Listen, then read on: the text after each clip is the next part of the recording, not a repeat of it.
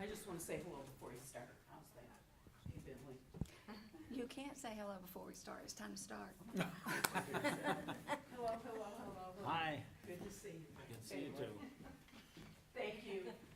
Thank Feel you. better. All right, everybody, it's 5:31. Would like to call this meeting to order. It's the special call meeting on July 12th of the Spalding County Board of Elections and Registration. If everybody would please silence your cell phones and other electronic devices. If everybody would stand, we'll have an invocation in a moment of silence or prayer. Pledge first, or either. Go ahead and pray.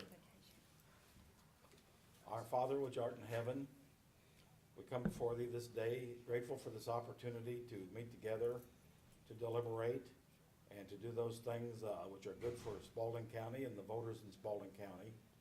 Be with us, we pray, during this hour. In Christ's name, amen. Amen. Join me in pledge. I pledge allegiance to the flag of the United States of America and to the republic for which it stands, one nation, under God, indivisible, with liberty and justice for all.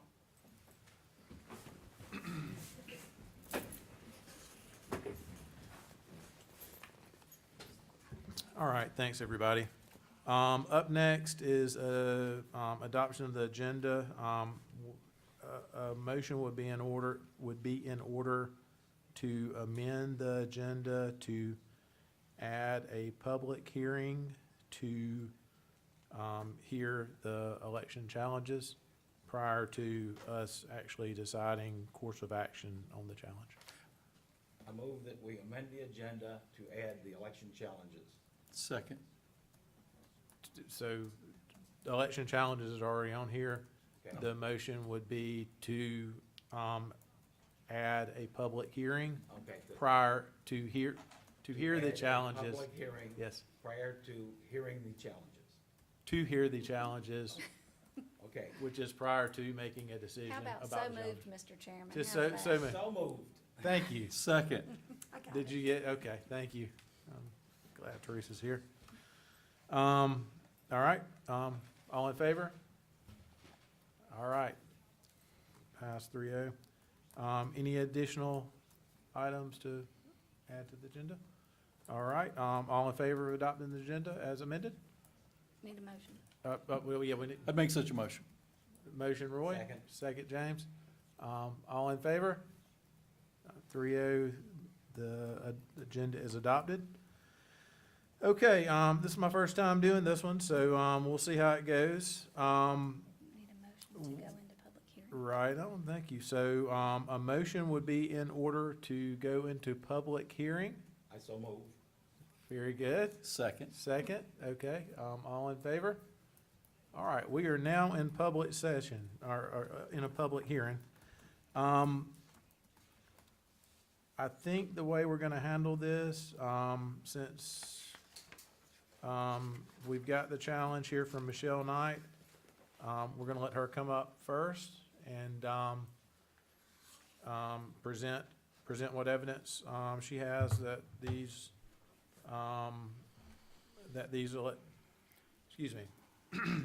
to present evidence on her challenge. And then we would do any other comments.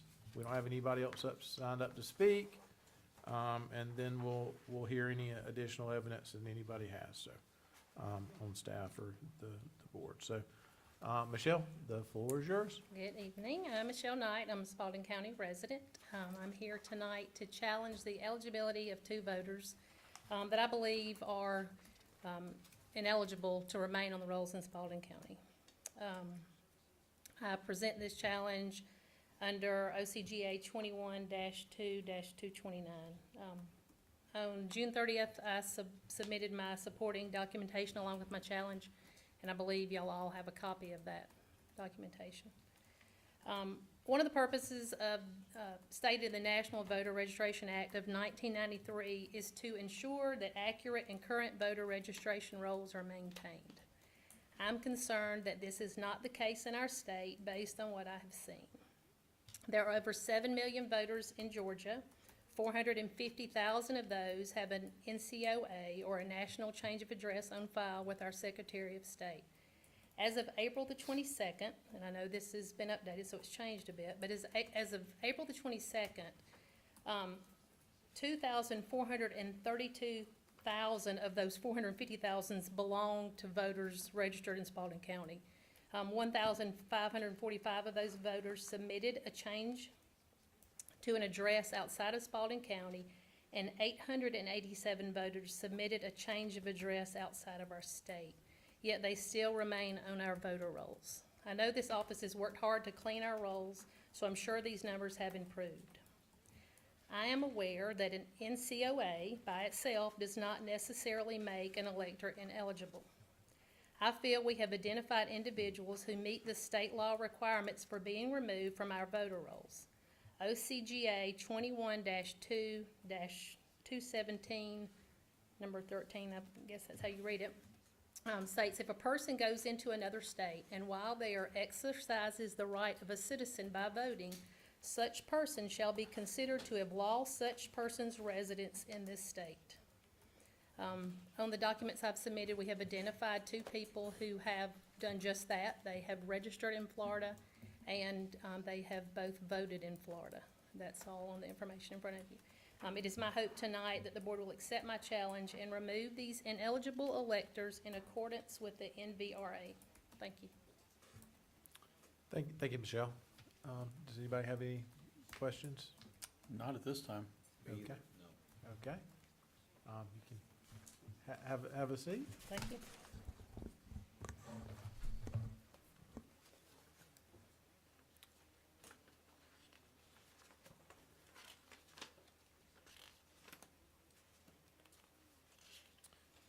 Kim, has your office done any work on this? We have, with us is Billy Preston, voter registration coordinator, and Billy's going to present the information that we came to the conclusion after research was conducted on the 2 voters. Good evening. As Ms. Knight mentioned, we did receive her challenge on June the 30th, and we began research immediately on the 2 voters in question. We have Maureen Cleary and Leonard Bolton. I immediately contacted the counties of which both of these residents have registered to vote in their counties. I have backup, which each of you have. Mr. Bolton is a registered voter of St. Johns County and has been since January of 2019. Ms. Cleary is a resident, a registered voter of Flagler County and has been since 12/3 of 2019. There's been no activity on either of these voters in our county since 2018. So it's my recommendation, since these voters have registered to vote after their registration date here in Spalding County, and there has been recent activity on their records, for them to be removed from the voter registration files here in Spalding County. Okay, Thank you, Billy. very good. Thank you, Billy. Just a motion to come out of public hearing if there aren't any questions for Billy or Kim. Yeah, so any questions for Billy or Kim regarding, No, thank you for your diligent work. and fast work? Thank you all very much. Okay, a motion to come out of public session? I'd make such a motion. Roy? Second. James? Okay, all in favor? All right, we're back in regular session now. So Stephanie, just to be clear, the requisite notifications have already been sent out. The notices were mailed to these 2 voters at their Spalding County addresses, which is Okay. what the law requires us to do. It allows us to mail it to their new addresses as well, but we're not required to do so. Gotcha, okay, so we have done that, and we've also, and then, as they said, we've also already reached out to where they are registered, and they are They have confirmed. registered and confirmed, so, Registered and voted. and voted, okay? And not voted here. And not voted here. Okay. I'd make a motion to remove these 2 electors from our rolls. Okay, And I second that motion. got a second? Do we have any further discussion? I would just like for you to do them separately as opposed to both of them together, Okay. if you don't mind. Sure. Thank you. Whichever one was the first one, I make a motion that we remove that one. Leonard Bolton. Okay. I make a motion that we remove that one from our voter rolls at this time. I second the motion to remove Leonard Bolton from our voter rolls. Okay, all in favor? Aye. Any opposed? No, 3-0. Maureen Cleary is the second. And, yeah, I Maureen. make a Quick. motion that we remove that one from, the second one from our rolls at this time. And I second the motion to remove Maureen Cleary. Cleary. That's from our why I voter didn't say rolls. it. Okay, do we have any discussion? Did you have anything on that one, Stephanie? Okay. They're both All the right, same. all in favor? Very good, 3-0. Okay. Agenda.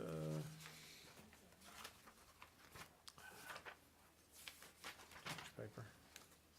All right, that is it. Thanks, Michelle, for bringing this to our attention, and, thank y'all very much for doing the research, and thank you, Stephanie, for making sure we're following the law, so, Make a motion that we adjourn. all right, I second that motion. all in favor? We stand adjourned. We'll see y'all back in, 15 minutes. yeah, a little bit over 15 minutes, so, thanks, everybody.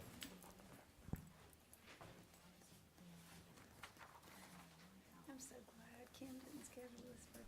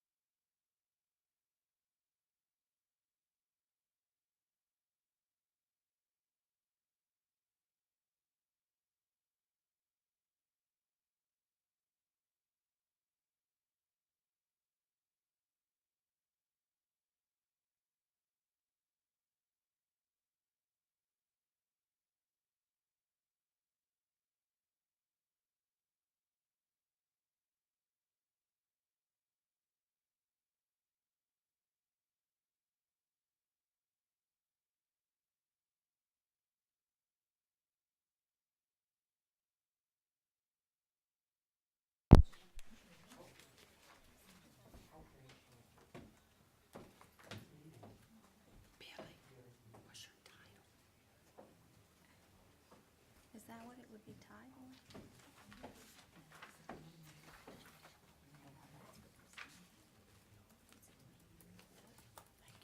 Would it have been?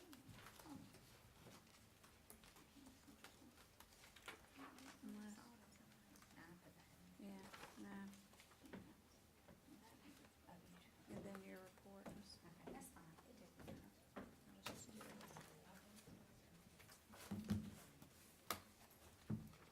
I know, I saw it in the pocket of one of the board members, that's what it was. In the back pocket, I saw it. I guess, is that right?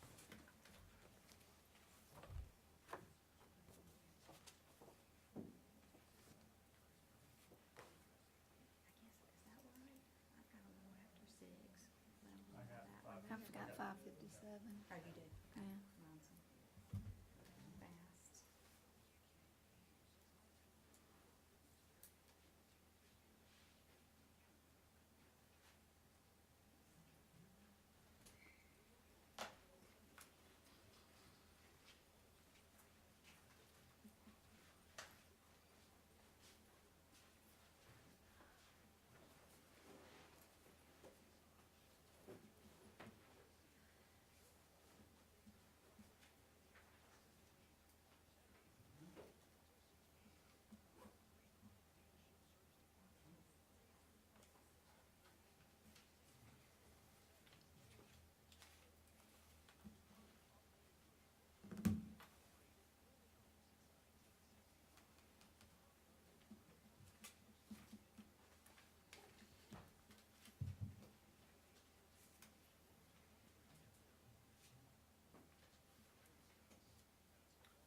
Jim's on vacation, right? Mhm.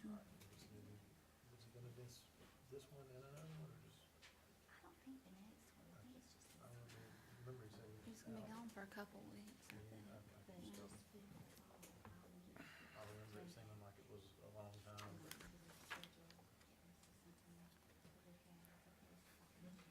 Well, it might be the 8th, 'cause election day. And that would be our annual meeting in February 20th.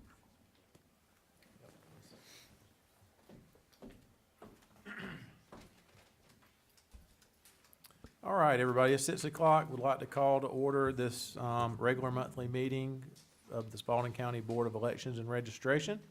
Welcome, everybody. Please silence your cell phones and all other electronic devices. If everybody would stand for the invocation and moment of silence / prayer.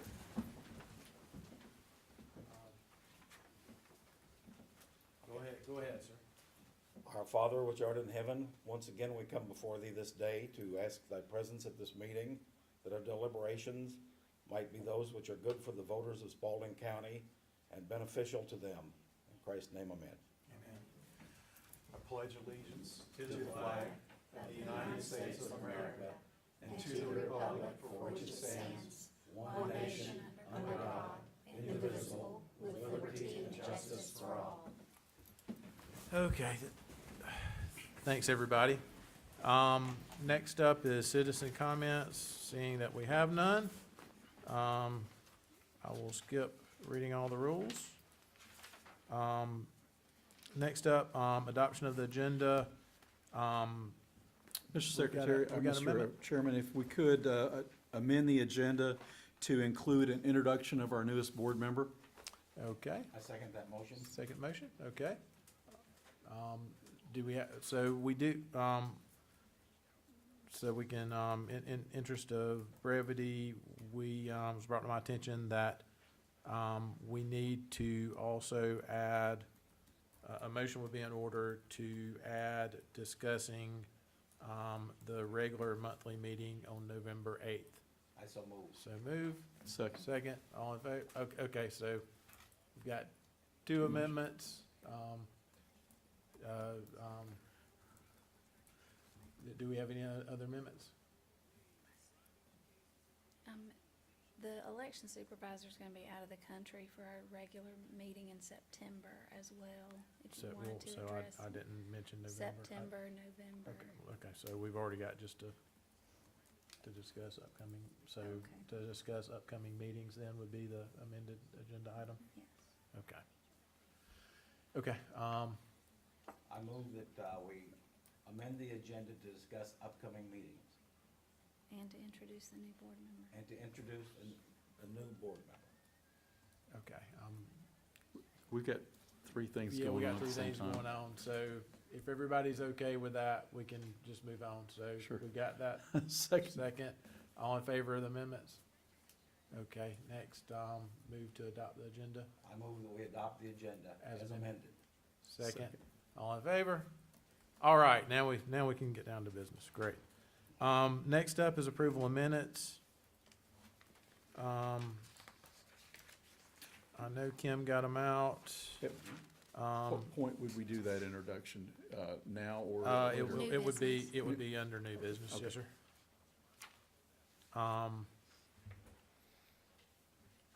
Yep, it would be under new business. So, yep, Dexter, I'm not sure if you had a chance to review the minutes or not. So, I just received them, so that's fine. okay. Do we have any amendments to the minutes? Okay, a motion would be in order to approve the minutes Make such a motion. for the April, May, and June minutes. So it's, Excuse me, for the April special call meeting, the May, regular meeting on April. sorry, the regular meeting on April 12th, the special call meeting on May 31st, and the special call meeting on June 27th. Make such a motion. Okay, And I second. second, all in favor? Where are we again? Okay. Minutes are approved. Moving on to old business, only one item here, update on file move and inventory. It seems like this has been going on for quite some time. It Do you have has, any and updates? I met with Attorney Broder to inventory the iPhones and the flip phones. I haven't had a chance to get that all typed up yet, but I will, and I'll get that back to the staff so that they can add that into their inventory list. As far as actually moving files, it'll have to wait until probably the 1st of August. It's a little more complicated than just going and moving some boxes. So it will take a little more coordination, and I hope to get on that the first part of August. Okay, and just to be clear, we've already secured the new location, but we haven't have. started paying for it yet, or? Oh, we have started paying for Okay, it, so we all right. need to get those boxes moved. Okay, very good, okay. Any other comments on, okay, very good. New business, first up, would love to welcome Dexter Wimbush to our, what? That's, I'm sorry. What? Roy, I will let you. I'd like to do- introduce our newest board member, Mr. Wimbish. Thank you, Roy. My name is Dexter Members, Spalding County resident for the past 6 years, and I'm glad to be here of service. Thank you, and I have etched in my memory the I now, so. And I apologize for not being here for the special call meeting at 5:30. I did not receive notice of that meeting. We will make sure we address that. I understand, we've also, I think, need to get an email address set up and everything, so we'll get all that straightened out for sure as soon as possible. So, thank you for being here. Okay, what order do we want to do these in? So I guess the next quickest to discuss would be to discuss upcoming meetings. It's been brought to my attention that the November 8th meeting would actually occur on Election Day during active voting, so kind of can't do that. We additionally would have a meeting shortly thereafter to certify the election, which would be a special call meeting. So a motion would be in order to skip the November 8th meeting in lieu of the special call meeting to certify the November 8th election. We will be certifying on I so November move. 14th. On November 14th? Okay, That's when we'll certify. okay. So the special call meeting's on November 14th? That would be the, Yes, sir. Okay. Yes, sir. I so moved. Okay. Second. Second. So Teresa, I think that motion would be to cancel the November 8th meeting and schedule a special called Reschedule to meeting. November 14th. Yes. That sounds perfect. Okay, all in favor? Okay, 4-0, we're good there. And then additionally, there was September, is that correct? The September meeting, I will be out of town. Okay, so September meeting, Kim is gonna be out of town. Will of the board? I think we should Or- still have a meeting. Okay, But well, that's so, up to you all. I just so wanted to are you make you only, aware of are it. you only out of town that week and be back the next week, or? Yes, would be back the next week. Okay. Would we wanna just reschedule that for the next week then? Yeah, we should have a meeting, but rescheduling is a good idea. Yeah, well, I'd rather have Kim here than Kim Me not too, here, me so. too. So I move that we reschedule the meeting to a time when Kim can be available, I could be here the 6th or the the 20th. September meeting. You can do The the 6th or the 20th. 6th or the 20th? That would be the Tuesday prior or the Tuesday after. The Tuesday prior, we would probably not be able to use this room. I think it's used, on And that, that's Labor on Day week. Tuesday of the month. Labor Day week. The 6th is? It's the day after Labor Day. Yeah, so let's do the 20th then. Okay, So I move that the September regular meeting be moved to September 20th. very good. Have a second? Second, Roy? All in favor? All right. Very good. Everything's easy so far, except figuring out dates. All right, the only remaining item in new business is, report of election supervisor to include report on the May and June elections, issuing and return of precinct cards, cross-state confirmations, and logic and accuracy testing. Kim, I'm assuming you've got something prepared I do. here. Okay.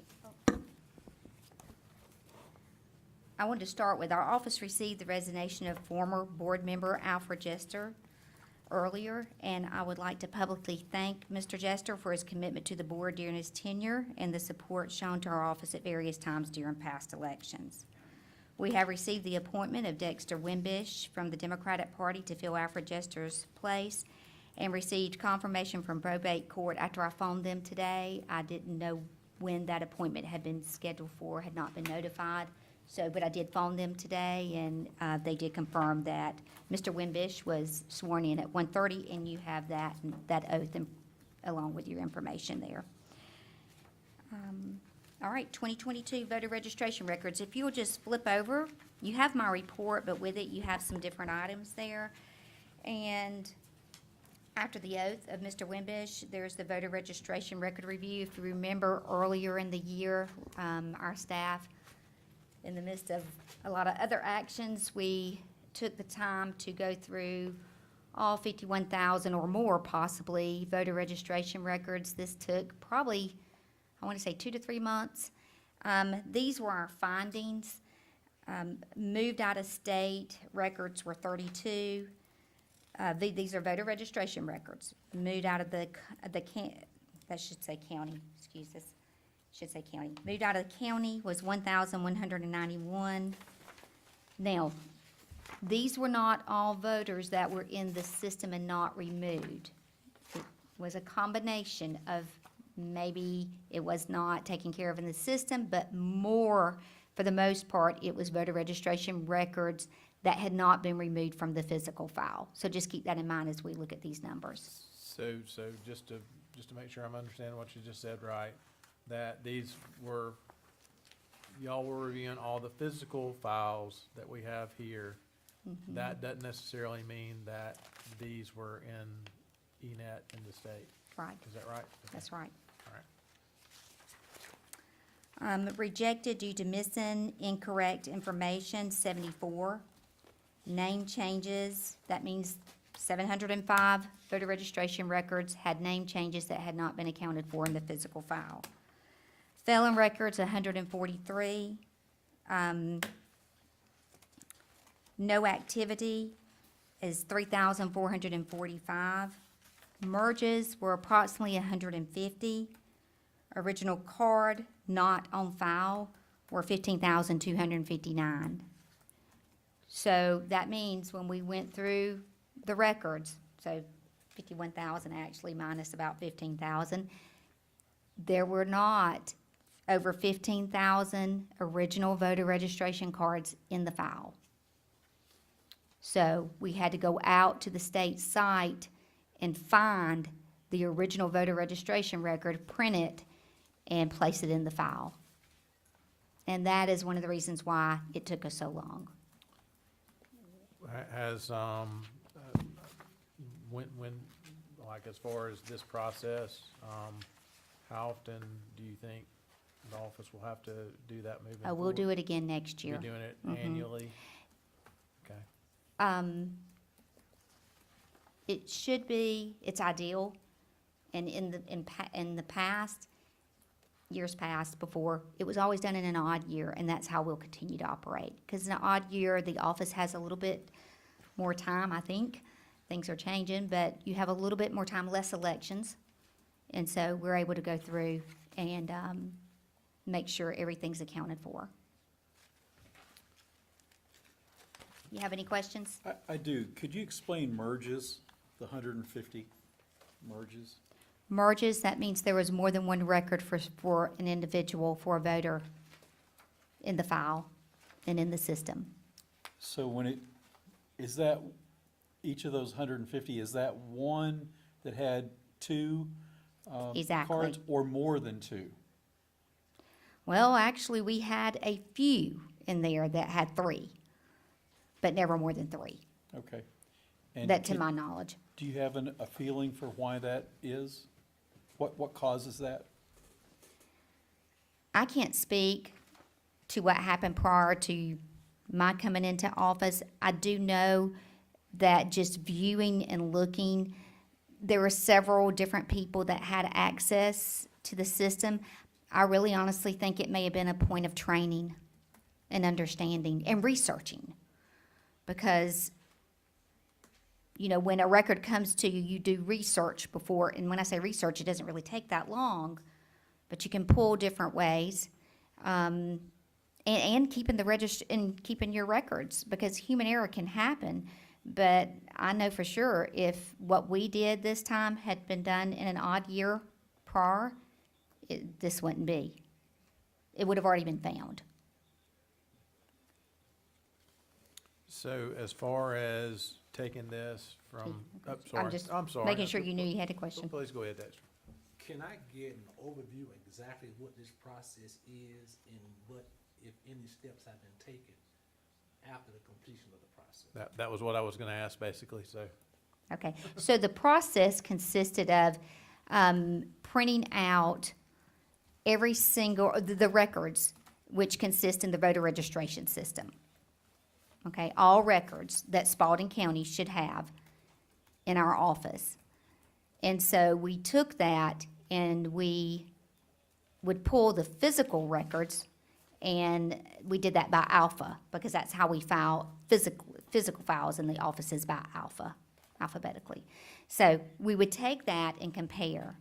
And honestly, the reason why it also took so long is because they were not in order whatsoever. It was, I'm just gonna tell you, it was awful. So we had to alphabetize before we could actually compare physical files to what this voter registration system states that we have in our office or in Spalding County. So, and then to follow up with that, And so the source from the state is ENET, right? that's correct. Okay. Mhm. So, what we did to resolve, we just resolved the issues. Okay, name changes. For instance, I'll take our address changes. Most of the time, we were able to go out into ENET and print the most recent card and place that on top of the existing voter registration record and then file it back. Well, file it to where it should be with a name change, or file it back alphabetically with an address change. Moved out of state, it goes into a deletion record file. Moved out of county. deceased, it would go into our deceased records. So we have those in the office. So in some cases, we would be updating the paper, files that we have in. Or removing. Or removing in our office. Mhm. But in other cases, it's actually modifying and updating That's what the right. state has, right? Mhm. Okay, was that kind of, I'm trying to get to this number of, at the end of the day, were any records removed? And if so, how many records were removed from the list? from the state's list? From Or our list? Okay. I think what you're specifically asking is how many records did we actually go into the system and delete? Because it's one thing to, if we had to delete there, it's another thing if we had to remove a record that had already been deleted and then move it, and that was most time the case. And I'll be honest with all of you, we don't have some of that in detail because the records were in such a mess. When we started going through the process, we would keep running into an additional problem and an additional problem that we hadn't encountered before. And so we just resolved problems for the most part as we went. I understand, I'm asking, when you say you resolve problems, are you saying that that resulted in a purge name from the voting list? It could have. And so how many voters were purged from the list? Well, I can't, and that's what I just said, that I do not have those details for you. And But you're welcome to look, any of you are welcome Oh, to look. why don't we have those details? If you're purging numbers from the list, what's so difficult to come up with a number as to how many got purged from the list? So let me see if I can approach it a different way. So we do have so in the normal course of keeping this up to date, the office receives deceased, felons, and those are normally removed, and that's done, what, every week? And I can tell you that. And so we've got those numbers are on here, right? So deceased, those would obviously be removed. Felon, that number would obviously be removed, Well, correct? see, that's my issue. That's what I wanted to get to. Right, that's what I'm trying to help you get there. Okay, because if you're removing felons from the list, how do you determine that felons should be removed? No, well, so let me cover with you now. Moved out of state, moved out of county, deceased, felon, all of those right there they were already in the system as so. They just had never been removed from the physical file over to the felon file, physical felon file, physical deceased file, and so forth, so on. So that's not, those were not purges in themselves. So you didn't purge any felons? No.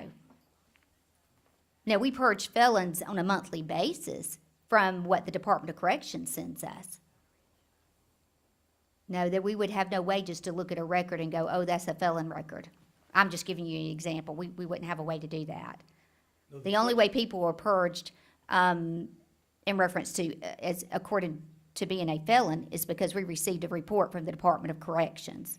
And that's the only way we can purge people due to felons. Are those new reports? Those are reports generated monthly. No, the question I'm getting to is, because it's lawful for a felon to vote if they completed all of their terms of their probation.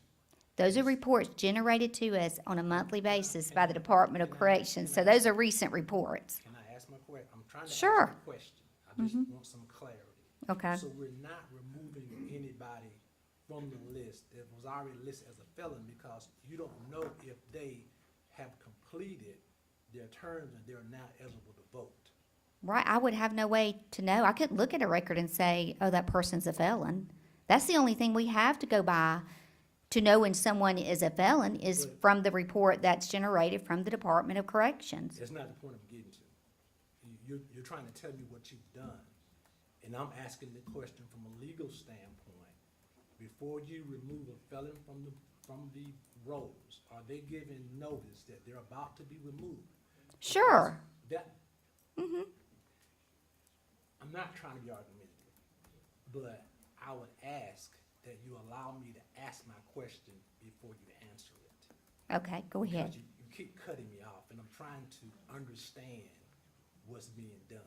I'm not being argumentative, this is my first day here, and we're talking about removing people from the rolls. I just wanna know from a process standpoint, what happened?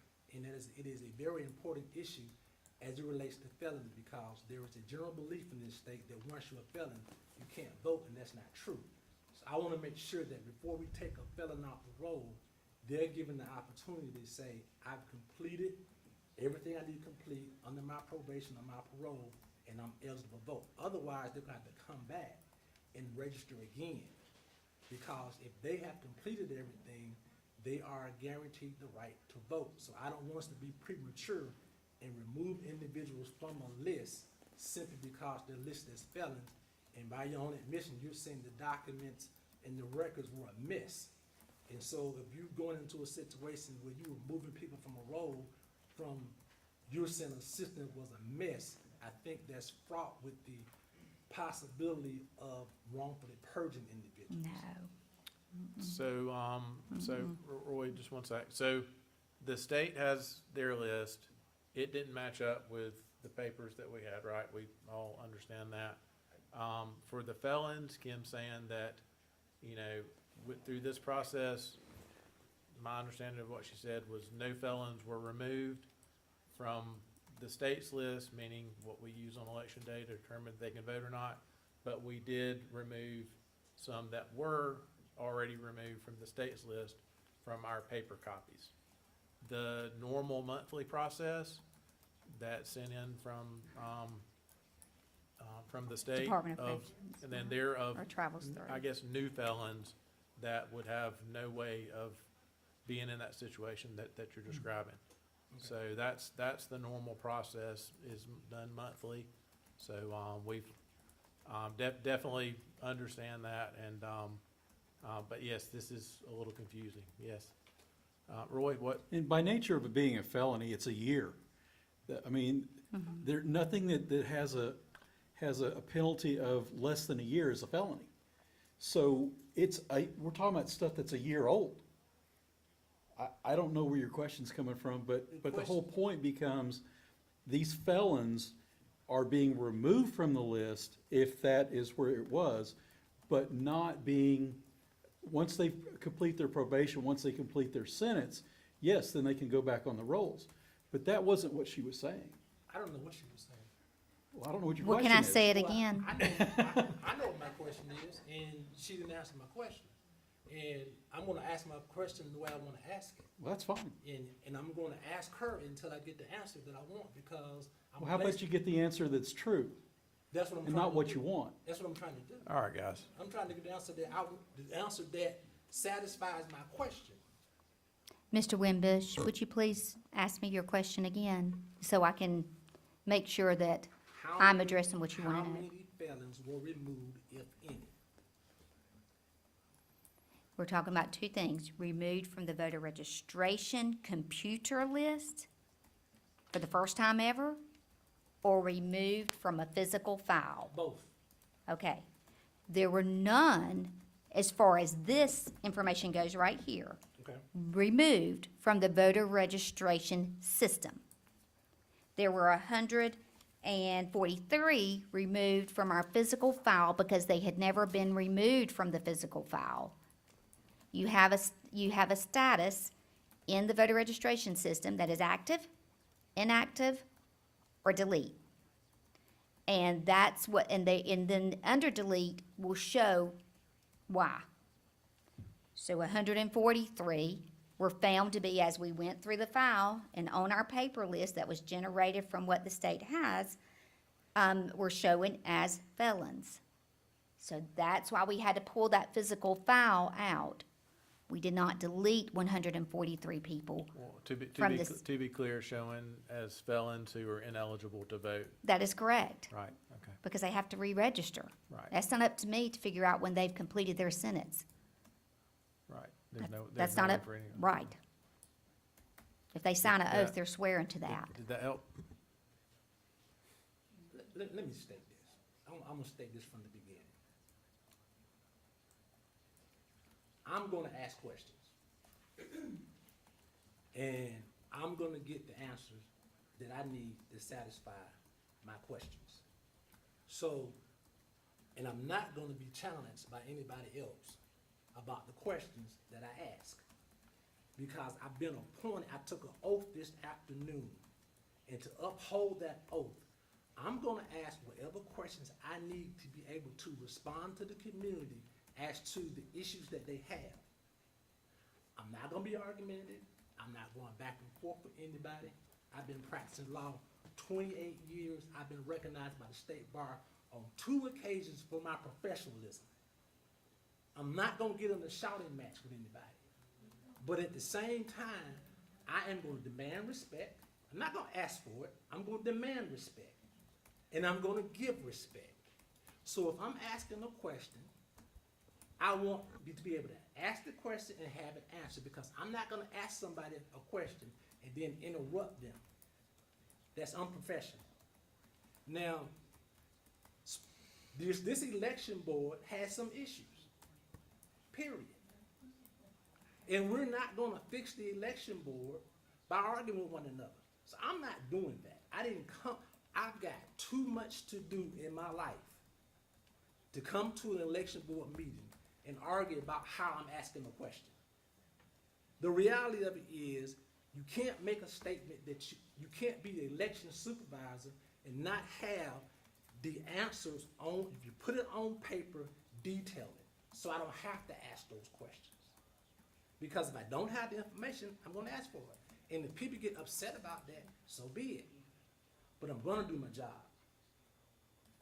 I wouldn't expect any less, Dexter. Thank you. Okay, Kim, if you want to carry on. Okay, let me get back over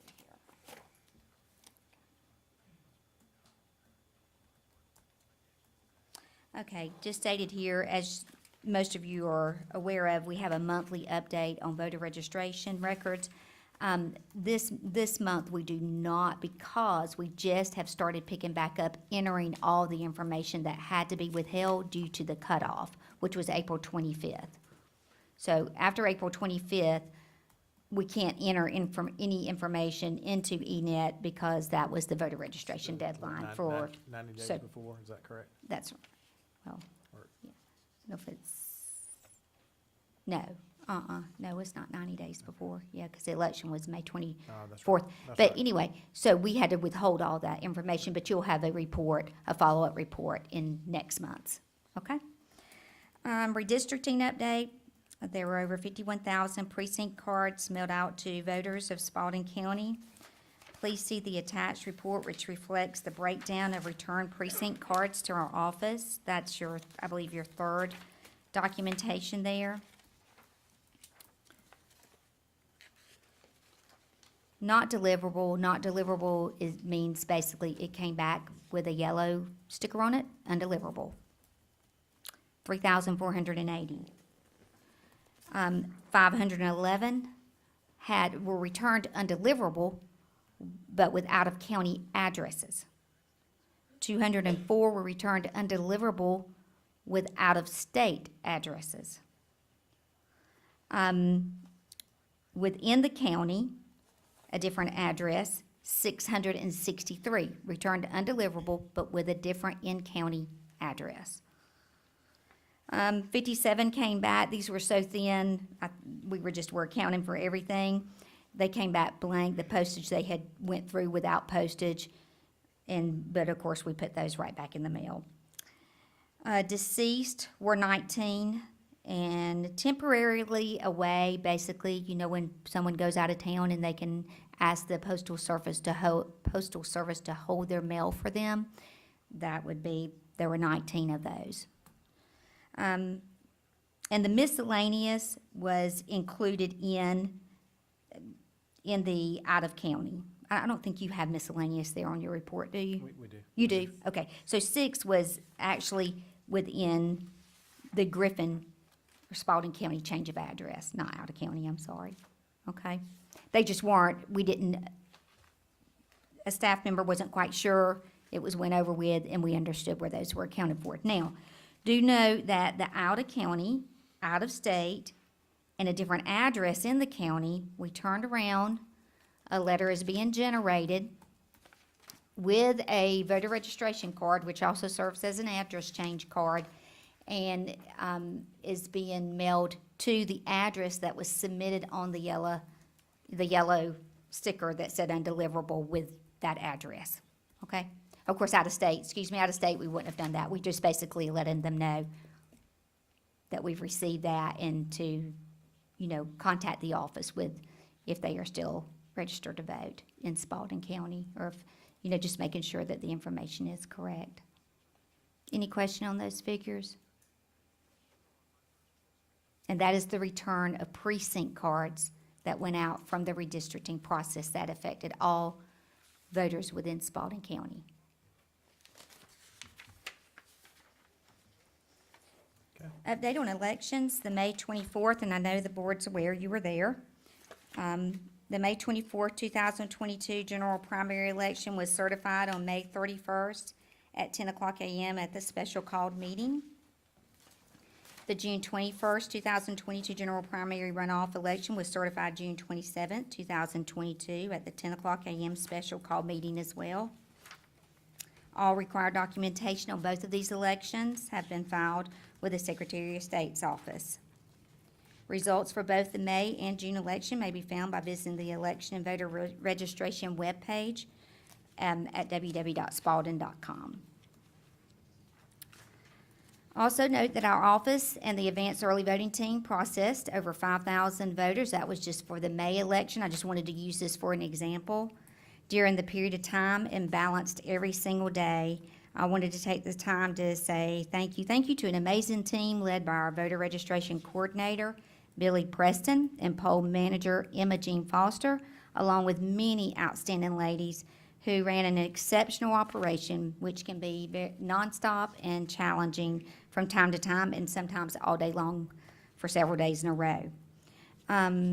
Also, in reference to advanced voting, please see the attached document reflecting the average of voters processed during the weekday. So that's your next document that you'll see, entitled, and I just took the May primary as an example for you, and we broke it down by week.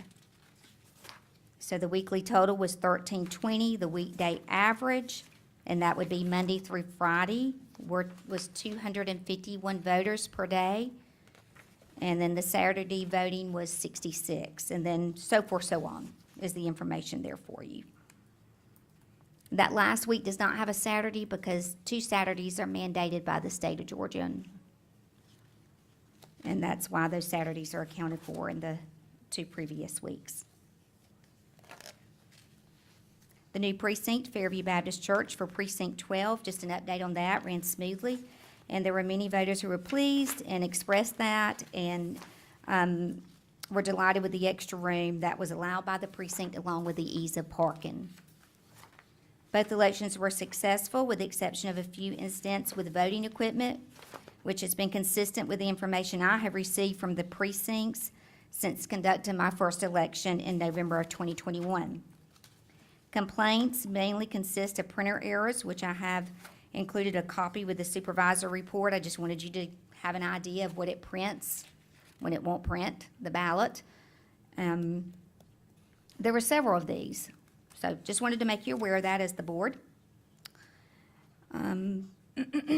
Also, the tape purchased from Dominion for the ICPs, the scanners, had been incorrectly produced by a vendor through Dominion, with the width of the tape causing some problems. This was in the May election. We had corrected that, so therefore we did not have that problem in June. When poll workers were producing tapes for the opening and the closing of polls. The tape has been disposed of since then, and Dominion has noted this problem to all counties.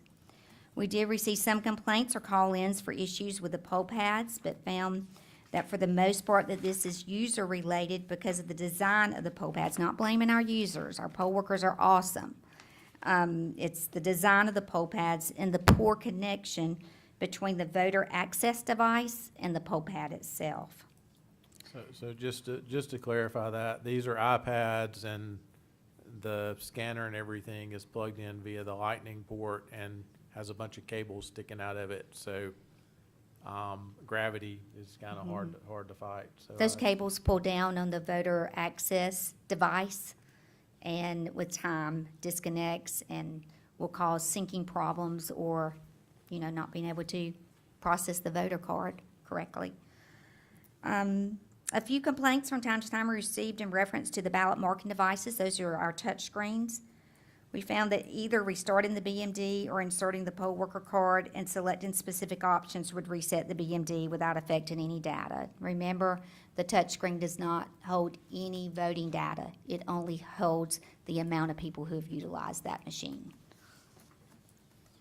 I want to say thank you publicly to every poll worker who helped to make the May and June election success. We are very grateful for their hard work because without each and every one, we would not be successful in holding the elections for Spalding County. Again, if anyone is interested in becoming a poll worker, please visit our office or download an application from the county website and return to our office, and we will follow up with a phone call. A review of logic and accuracy. Remember, logic and accuracy is the testing of all equipment before it is deployed for Election Day. It was completed for both elections and was eventually a success. During the logic and accuracy testing, the poll pads continued to present problems off and on in uploading data, but we worked and tested until we knew that the upload had completed and ready for the precincts. I'm sharing this information with you as the board because I want you to understand, and of course this is not problems in detail one by one, but understand the bigger problems that we have and I feel that you should be aware of.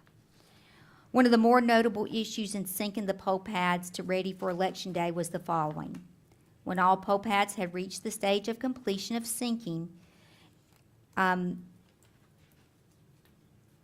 have a typo there, but one, on that specific poll pad, on the top right corner, it reflected Spalding information, but on the left side, it reflected Seminole County precinct, and that was on the same poll pad. So we had a couple of issues like that. That all worked out. But those are things that I think you should be aware of. All counties have been notified by the state of Georgia that new poll pads with ePulse access will be distributed to all counties by 2023. Their goal right now, and there is an email that you can look at that's included with the paperwork is April of 2023. Poll pads would then be real-time operational. I understand is that this new implementation of poll pads is geared towards simplifying the process and reducing the problems with the uploading and syncing of data in preparation for Election Day. Again, this is the state of Georgia, Secretary of State's view on the new poll pads. Please note the email from the Secretary of State through BuzzFeed in reference to the new poll pads. Update on Jarvis. The new upcoming voter registration system is to be implemented in the spring of 2023 as well. If you remember, they were going to begin implementing that, I believe, in July of this year and have it ready for the general election, but they have decided to wait, put that off, and implement it next year. Upcoming election is November 8th, 2022. Advanced voting is the week of October 17th through the 22nd, October 24th through the 29th, and October 31st through November 4th. Deadline for registering to vote or change an address is October the 11th. I have begun the process of building the November election project file. You'll see, I think that's your very last printout you have. What I have not submitted, this is an ongoing until it's complete. You work within the system and then you let them know when it's complete. But I have that included there. But due to a qualifying independent candidate for County Commission District 5, we are awaiting the completion of the verification of signatures before signing off on the local information submitted to the Center of Election Systems. We have received approximately 1,000 signatures from Michelle Dragaz and will have verification completed by the end of July. This verification process consists of verifying if the signee is a registered voter first, confirming if he or she resides in County Commission District 5, and comparing the signature of the signee to the voter registration record. Complete inventory of all voting equipment and equipment repair that is needed is scheduled to be completed by the end of July, and we'll have a follow-up for you in August for that. This concludes my report. If you have any questions, I'll be glad to answer them to the best of my ability. And Kim, just to clarify, you normally every month provide us with a report of the felons that have been removed Yes. and of the people that have died. That's But right. you didn't do that this time because Of the- we're of the time period that we're in. Right. So I think, Dexter, I think that would be, those are the numbers I think you were asking for. And those are the reports that have been ORR'd and have been looked at in the past, so, we'll have one next month. Okay, Kim, thank you so much for your detailed report. You're Really welcome. appreciate all the hard work. Next up, board member comments. So we'll start. No, There, Roy. You good? Dexter? Good? During the runoff election, I visited several of the precincts.